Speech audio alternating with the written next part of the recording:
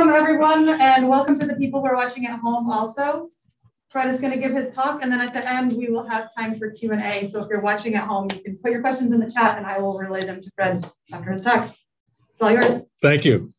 I want to thank the Patent Library, and especially Hannah Lakoff for her great assistance in doing this. It is, I think, other than a couple of children's events, the first live event they've had, and I appreciate everybody coming out on a pleasant spring day. As I started to say, Bath in the middle of the 19th century was a thriving community. And even though this map is from 1878, it's not too different than ones in 1850, 54, one called the Gillette map. But Bath, as many of you, I think, a very knowledgeable crowd here, so I don't want to bore you, but Bath was incredibly successful. Maine only became a state in 1820 with the Missouri Compromise. But as I wrote in my book on the Crooker Shipyard, the 1830s and 40s saw dramatic discoveries nationwide and inventions, especially in the United States and Europe. The first operating railroad, the Baltimore and Ohio, started running in 1830. The Cyrus McCormick introduced the reaper in 1833, steel plow created in 1837 by Illinois blacksmith John Deere, the revolver, the daguerreotype, the forerunner to photography, and the telegraph, Samuel Morse, 1844, were invented within the same time period. Daniel Webster wrote at that time, "It's an extraordinary era in which we live. It is altogether new. The world has seen nothing like it before. The age is remarkable for scientific research into the heavens, the earth, and what is beneath the earth." Bath had, and maybe even more there, but in 1850 had 22 shipyards on the western side of the Kennebec. And they were all there, as different historians and geologists have documented, because of the slope enabled the kind of ships to slide into the river, which wasn't quite so common on the eastern side of the river where Woolwich is today. Maine in 1854 built 4 times as many ships as any other state in the country. Bath in 1854 built more ships than any other city in the country except Boston and New York. And a lot of the New York built ships were canal boats built for the Erie Canal, which had come into operation. If you think of the United States at that time, 1850, 23 million population. The largest city was New York, with about 3 million people. The smallest state, I guess New York State had 3 million people. The smallest state in population of the states in the Union, there were 31 states about that time before the Civil War, 16 free and 15 slave, or vice versa. I may have forgotten that. But Florida had the smallest population, 870 people. That's 1850. You think about what's happened in the last 170 years. William Fairbairn, who was a remarkable maritime historian, he wrote a 6-volume history, which I read part of. I didn't read the whole thing, but it was a very valuable source. But he said in the 1850s and 60s, ships around the world with Bath on the stern of the boat had led many people around the world to think that Bath was a state in the United States, or maybe a nation. They didn't think it was a small city on the Kennebec River. I'm going to move to ahead of my protagonist here. Okay, the arrow's a little different. Richard Will Jackson is my mother's uncle, my brother Dick, and my great uncle. He's the protagonist of this book, A Flick of Sunshine. But I want to start with his grandfather, and our, I guess, great-great-grandfather, I can't keep them straight, William Donnell Crooker. He and his brother Charles started building ships, and really didn't build them. They hired people to build them after they were merchants in the late 1820s in Bath. And the first serious ship they built was a ship called Platten in 1832. They moved on to build about 20 more built by people that they hired, different shipwrights. This was the Glasgow. Main ships in 3 and 4-masted ships and coastal schooners in the 1820s and 30s often engaged in what was called the coastal trade, as Joe and others here know that fact, taking lumber from Maine, which was one of its great resources in the day. Even the British tried to make sure that they possessed this part of the state in 1812 during the war, but took them to the Caribbean mostly, and then returned with molasses, rum, and other products from the Caribbean.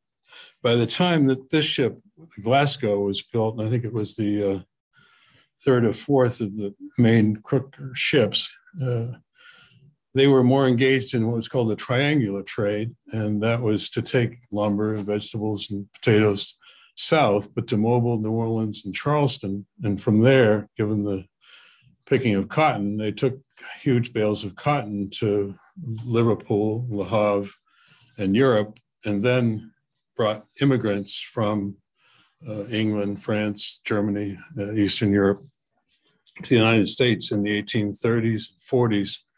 And that was their principal use at the time. The William Donnell Crooker had 12 children, 8 of whom survived.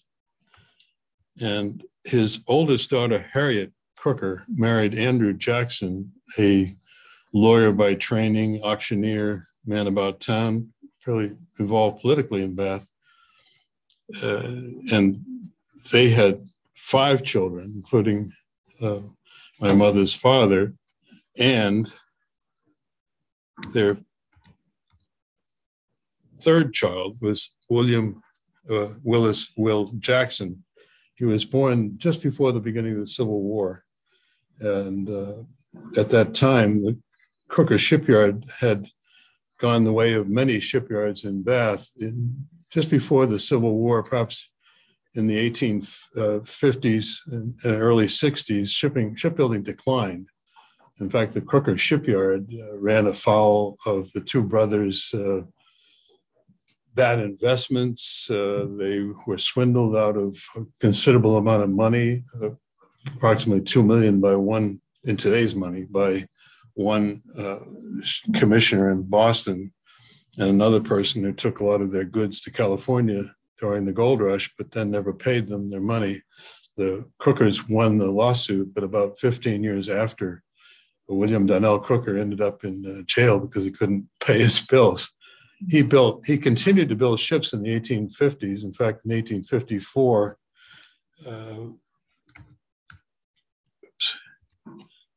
William Donnell Crooker built 3 of the largest ships built in the 1850s in Maine, but that's when he ran afoul of the banks and insurance companies that he owed money to, and he actually took himself to jail. This is all recounted in my book, Ships, Swindles, and Scalded Hogs, so I won't need to go into that anymore. I don't want to go too far into the story of Will Jackson, but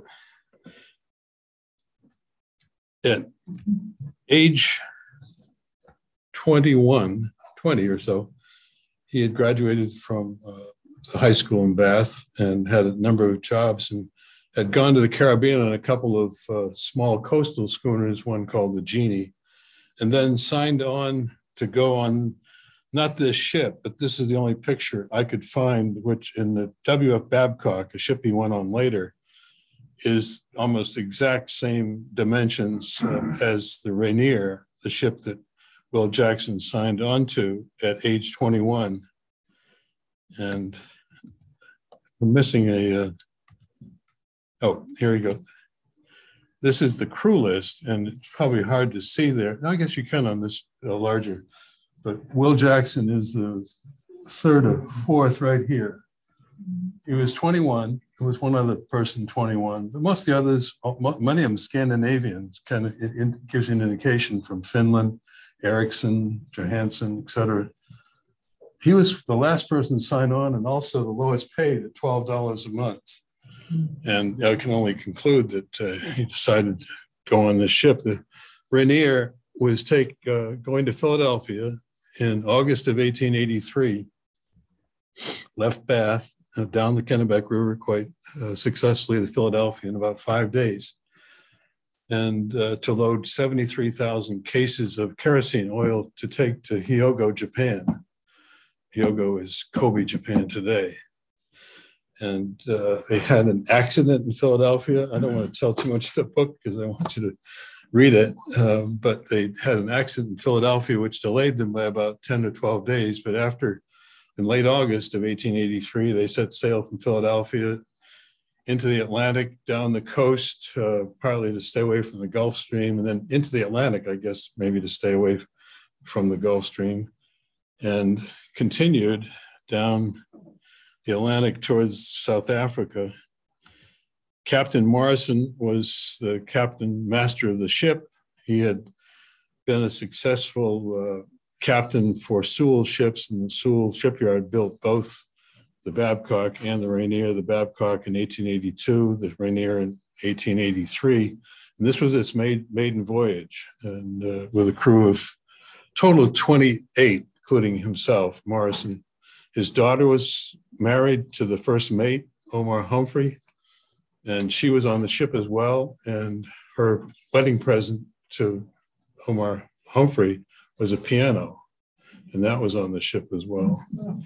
And it was a big ship, 2,200 tons. I've forgotten the length of it, but it had a reasonably good voyage for a while, and then into the Indian Ocean. And if it hadn't been delayed by that 10 days in Philadelphia when another ship ran into it and had to be repaired, it would not have been too far away from this. And if you know anything about Krakatoa, and it's a fascinating book by a friend of mine, Simon Winchester, who's a British correspondent I knew in Europe when I was with the Baltimore Sun.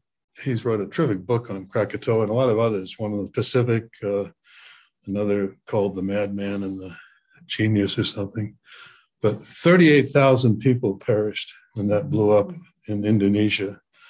The Rainier was quite a ways south of that on its course south of Australia, so it's not too clear that they would have been directly affected, but I couldn't pass up covering some of that story. The explosion was one of the most thunderous, 10 times the impact of the Hiroshima atomic bomb. A Dutch harbor pilot, and this gives you some idea of what it looked like. A Dutch harbor pilot walking on a beach several miles from the volcano, ducking flying rocks and bits of lava, offered a compelling account of a terrifying scene. Quote, "Looking out to sea, I noticed a dark black object through the gloom, traveling towards the shore. At first sight, it seemed like a low range of hills rising out of the water, but I knew there was nothing of the kind in the Sunda Strait. A second glance, and a hurried one at that, convinced me it was just a lofty ridge of water, many feet high. It was about 60 to 70 feet high, coming right at him, bodies flying by. And but they were not that near, but they were not too far away. They continued around Australia in that ship, the Rainier, and decided, partly because some of the crew were getting sick from the odor of kerosene on the ship, and also they thought they needed some more provisions. They weren't behind schedule particularly, but they stopped in Norfolk Island, which is an island about 720 miles off the coast, east coast of Australia. It was fairly well known later as a prison island for the British. They sent a lot of prisoners from Britain and Ireland to Norfolk Island. Also was the place that Fletcher Christian went, or the survivors of Fletcher Christian, the Bounty fame, who they went to Pitcairn Island in the Pacific after taking over the Bounty, but then they were kicked off that island and went to Norfolk Island. And that's one of the chapters. Alex, my son, wrote the middle part of the book on from the end of the Krakatoa through the shipwreck and beyond that. As they sailed south around from Norfolk Island,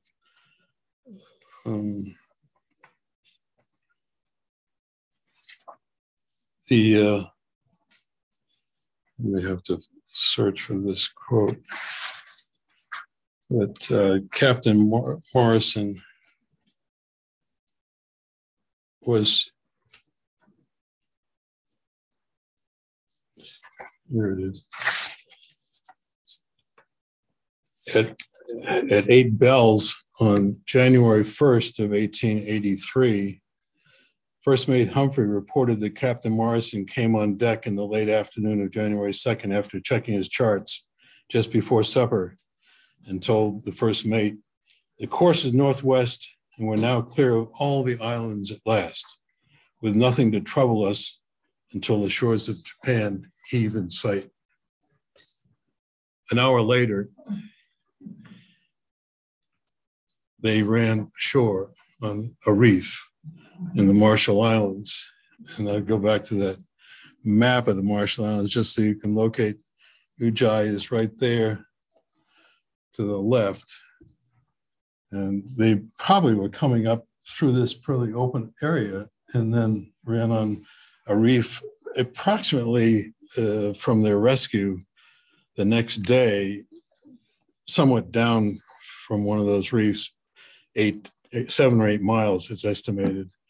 The ship broke up very quickly. They were able to put most of the provisions they could rescue into the front end of the ship.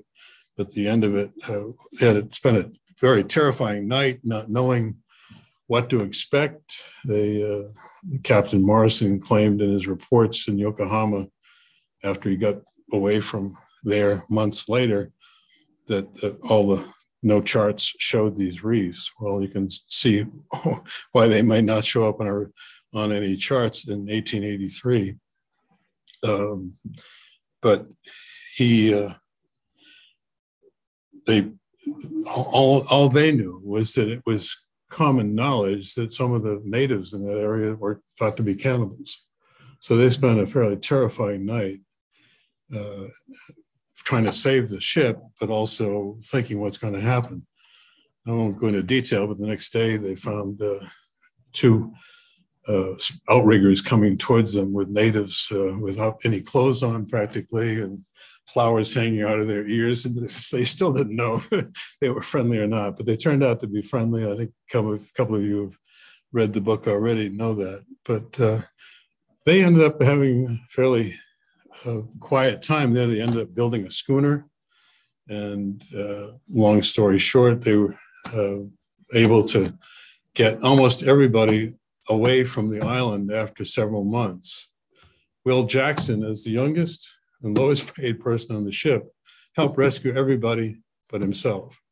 He ended up getting marooned on the island for 9 months total.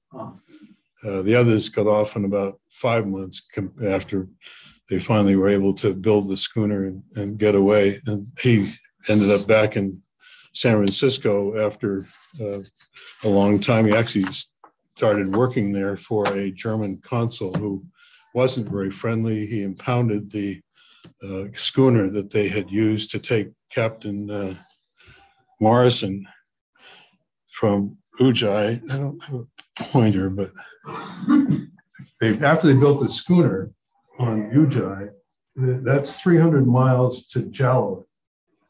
And Will Jackson, basically because Captain Morrison had a stroke, took Captain Morrison and 10 other crewmen to Jalo, where there was a German consul, an American consulate run by a German named Pfeffer.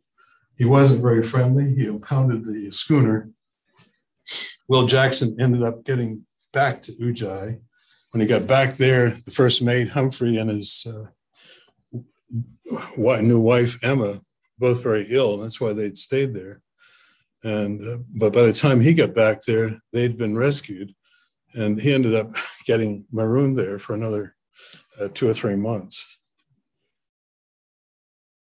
That's covered fairly extensively. Alex wrote this part of the book, and all I can say is that Will Jackson actually enjoyed the experience pretty much, ended up working for the German consul for a while. And he often went fishing with the natives and got along quite well with them. The natives were entranced by these Westerners. They often traded clothes to the point that the Captain Morrison had actually given up most of his uniform, and the head of the natives was wearing his captain's jacket. And the only problem they had was the natives would steal things from them. And one of the, I think, more amusing passages in the book Wreck of the Rainier, which I'll come to in a minute, which the first mate Humphrey and Will Jackson wrote, was about the main trouble for Rainier's crew came from the natives' thieving propensities. 2 barrels of beef that had been saved from the wreck disappeared slowly, 1 piece at a time. So these people were pretty clever, from a line hung to keep the meat fresh by exposure. The cook was especially victimized. One night, despite arming himself with a large stick by his bedside, he was awakened by hearing and seeing his trunk move slowly from his bedside toward a door as if by magic. He leapt up, but fell over the trunk, allowing the thief to escape. A few nights later, he awoke feeling cold to discover his blanket disappearing slowly through a hole in the side of his house.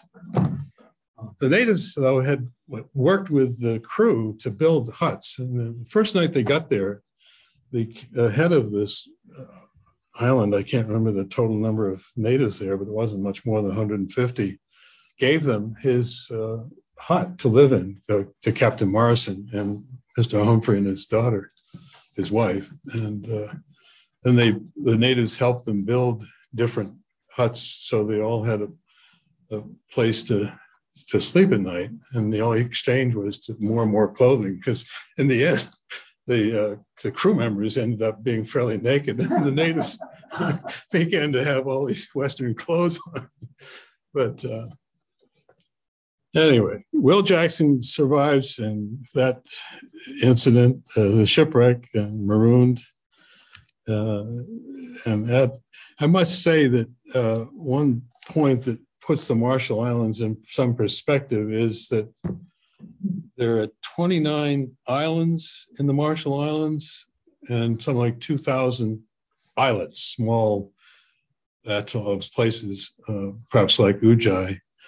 The Marshall Islands cover 772 square miles, and that is 1/4 the size of the continental United States. So it gives you some idea of the immensity of the Pacific in some ways.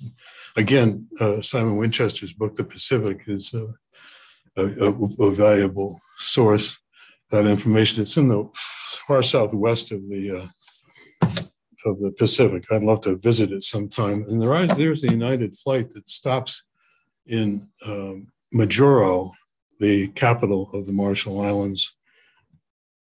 And Majuro is right here with its capital. Actually, I've written to the ambassador and sent her a copy of the book, and she's invited me to come, but it's not the top of my list right now. But if I went, I would probably try to plan a trip to go to New Zealand and Australia and en route.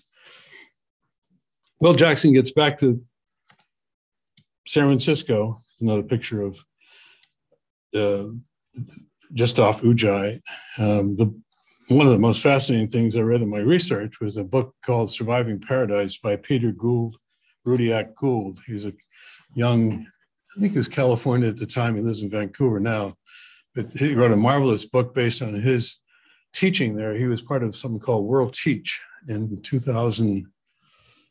I don't know the exact year, maybe 2010. But the Surviving Paradise, he was actually on the atoll of Ujai. And it's a fascinating book. I recommend it highly. And I relied on several of his pictures. I think the book has about four or six of them. But that shows you how there could be a reef under there and the ship would not go over at something like 2,200 tons. And the island itself is its highest elevation is 10 feet. So 10 feet above sea level. And just before the book came out, I'm jumping ahead here a bit, but it's worth looking at the,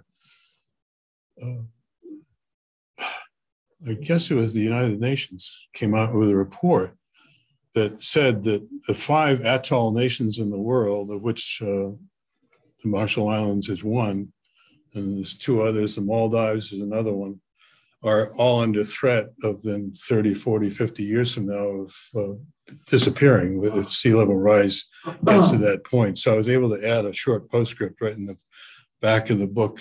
Marshall Islands, another fact that I may not get into, is also the site of hundreds of atomic tests by the US and the French in the 50s. And Walter Pincus, a Washington Post reporter, has written a very good book. I think of the title of it.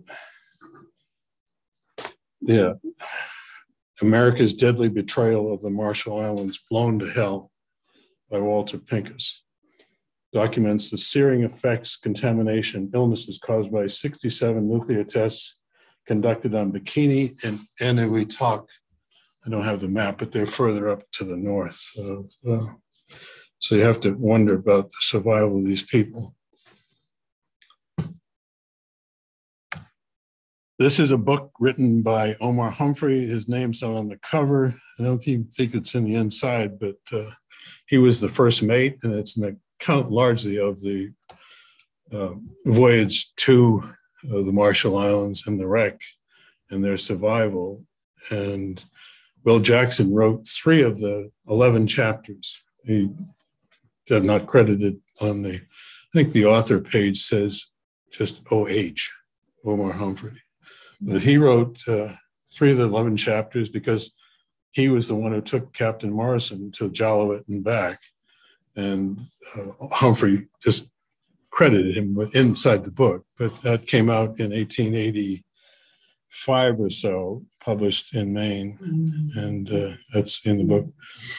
Will Jackson gets back to, I'm not going to go too much further because I want to save some time for question and answers, but he gets to San Francisco, tries to settle up with the Sewell family who owned the ship because he had spent a good deal of his own money while in the Marshall Islands.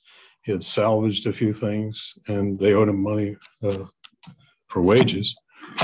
But within 10 days, he actually shipped out on the W.F. Babcock, the one you saw a picture of before, only because it's very similar to the Rainier, the ship he was on.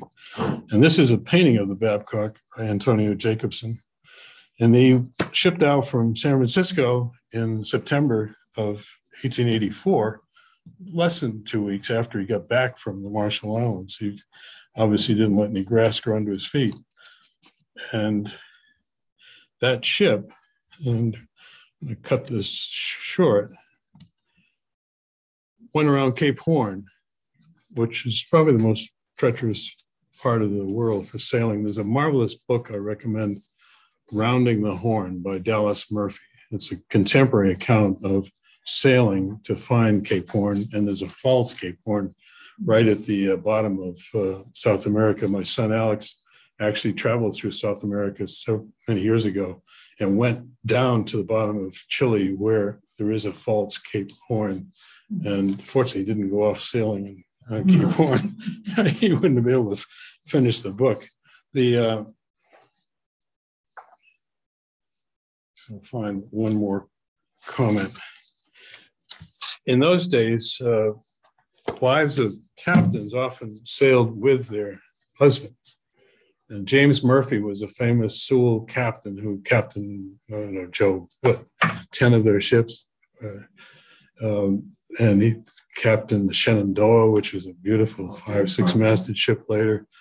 But he was captain of the Babcock in 1884. And his wife, Mrs. Murphy, Maria Higgins Murphy. They had a terrible storm as they approached Cape Horn. A couple of days after the storm, Mrs. Murphy wrote a long note in her diary about the terrible gale or hurricane, adding that she still had not gone over how frightened she was. She also had her 5-year-old son with them. Then she wrote, during the gale, Will Jackson, our boatswain, or basically third mate, and a sailor had hold of the forebrace, and the sea washed them right overboard. This is the most perilous waters in the earth. They clung to the rope and surprised the others very much when they came over the side on board again. It was a miracle that they were saved. When the water has such force as to crush the sides of a boat, human beings don't stand much of a chance. So got to Liverpool, came back safely, and then he spent another 5 or 6 years sort of rising up through the, this is actually a article in the Bath Independent. It's not a telegram. That's one of 2 or 3 small mistakes in the text. It was an article in the Bath Independent, February 7th, 1885. And it tells you what happened. It misspells Rainier, but otherwise can't kill Will. I mean, this is like the 3rd or 4th near-death experience in his life. He's a teenager. He'd been hit by lightning. He had rescued a friend of his by swimming across the Kennebec one time, and then, of course, the shipwreck and being marooned, and then this. So he had 7, 9 lives, as they say.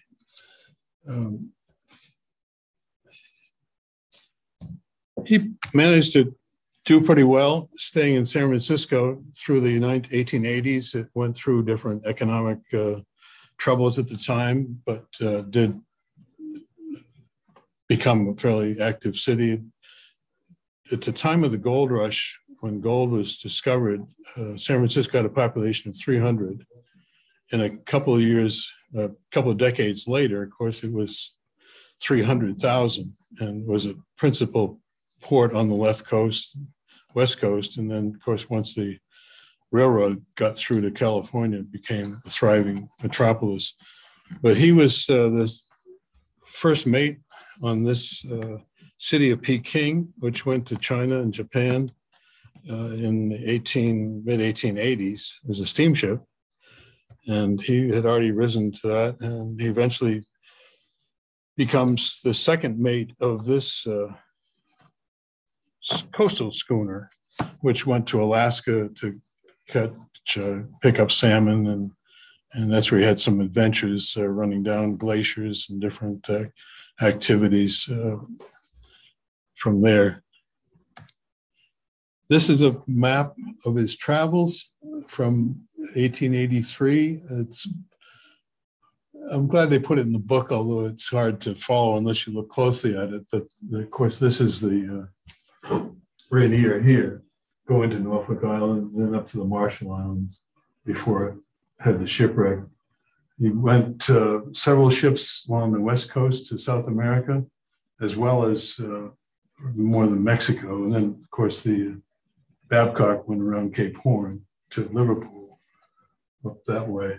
But he pretty much covered the globe in that period of time. I'm not going to tell you much more about it. You have to get the book and read what happens to a young man of tremendous courage. Good luck and good until a certain incident. I've switched to Richard Matthews Hallett.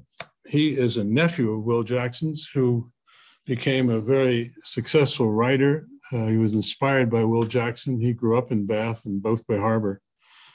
He is basically, his mother was a younger sister of Will Jackson's. He graduated from Harvard Law School, but never went into the law. He, inspired by Will Jackson, wanted to go to the Marshall Islands and find out where his uncle had gone and what happened to him and find some records of it. He ended up shipping to Australia. Long story short, he spends time in Australia, writes several stories. He sells one to the Saturday Evening Post on his way back forgets that he's sent it to them. But by the time he gets back to Cambridge, Massachusetts, where his parents lived in 1912, the Saturday Evening Post has written him a letter and offering him $250 for the story.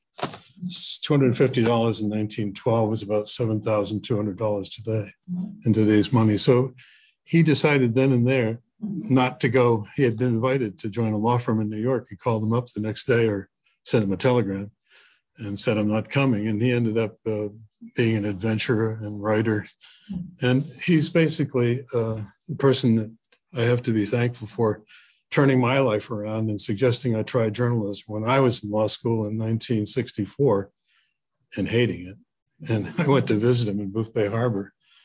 And he said, why don't you try journalism? And long story short, I then interviewed with a bunch of newspapers, including the Baltimore Sun. And they offered me a job in 1965 when I left law school, much to my parents' disappointment, let's put it that way. But I'm very happy to be joined by my colleague, Steve Broning, who he and I wrote a very good book on the Baltimore Sun, The Life of Kings, which Terry has back there if anybody is interested. It's a good book about the golden age of the American newspaper when it was, the Baltimore Sun was one of the best papers. Hallett in 1945, and I'll conclude with this, finally, as a correspondent for the Portland Press Herald, he had written 5 novels, an autobiography, 200 short stories, and I read 120 of them in the last couple of years. And the book Beyond the Tides is coming out in July, and it's a collection of his short stories. He was quite a successful short story writer. He wrote 200, most of them for the Saturday Evening Post, Harper's, Atlantic, the Smart Set. And I've picked out 18 that I think are very readable. They're somewhat long. But in 1945, he was covering the war in the Pacific for the Press Herald. And that's why he's got a naval uniform on. I think perhaps reporters had to wear them. But he convinced an admiral to make a stop in the Marshall Islands. And he landed there and was carried ashore on the shoulders of it's in the book, about the Hallett book, of a strong Marshallese native. And after introductions, they had a translator from the Navy of the natives there, and there was a somewhat larger number on the atoll of Ujai. He asked if any of them knew anything about the wreck of an American ship. This had been 70 years before. And an old gentleman with white hair raised his hand. And I think I got the page number here. After they'd been entertained at a party. And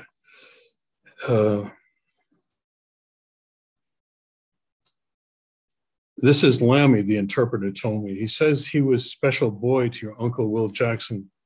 He was told by the king to bring coconuts to his tent. A great cry of surprise and joy went up from the natives. Their bare toes grasped excitedly at the coral pebbles. Hallett said, how big were you when you were my uncle's special boy? He asked the man. The old man's fading eyes searched the crowd. Then he put his withered hand on the head of a boy of 12. I was as big as this boy, no bigger, he said.